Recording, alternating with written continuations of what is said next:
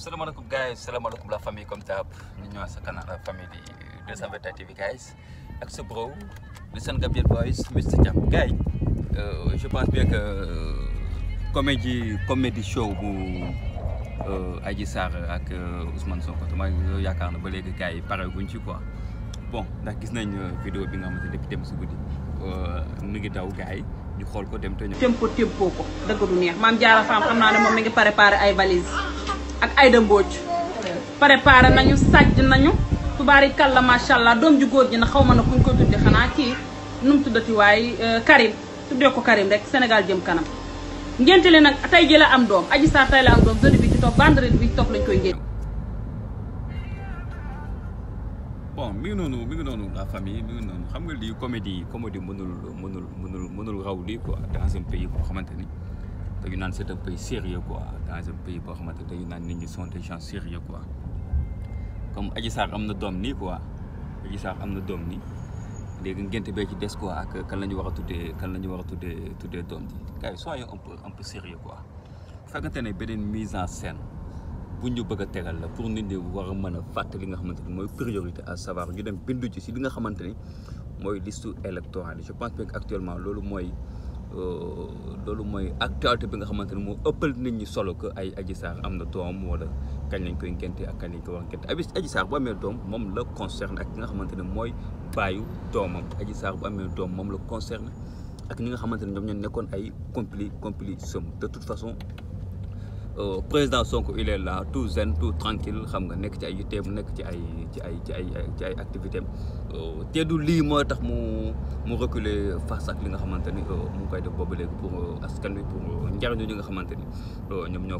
ko yaakaar ngir bu yore réew mi mu mun ko doxal ci doxalin boo xamante ni doxalin bu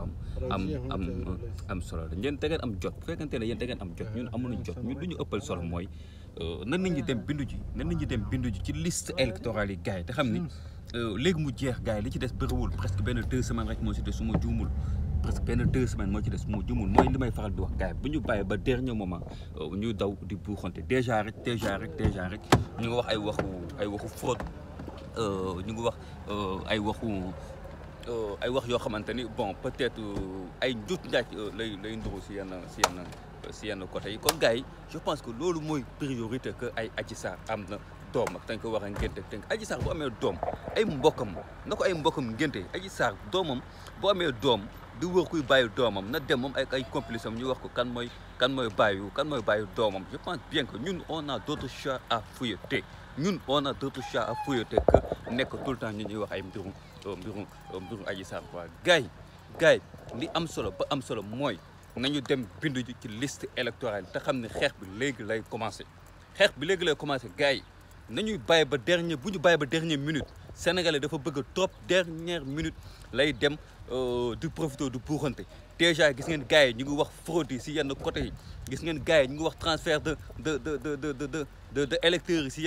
yenn côté yi xamuñu ndax dëgg la am du dëgg mais lu war a mën a nekk la parce que avec ñii tout est possible gars yi combat bi benn combat la mooy nañu dem bindu ji combat bi benn combat la mooy nañu das fanaanal parce que kat 2021 jot na ba pare te gars yi léegi ñu clôturer léegi ñu tëj gis nga ñu nga xamante ne amaguñu carte d'identité sax parfois bu ñu demee di déposer fii ak délai bu ñu leen di jox pour ñu ñëw récupérer seeni carte d'identité dafay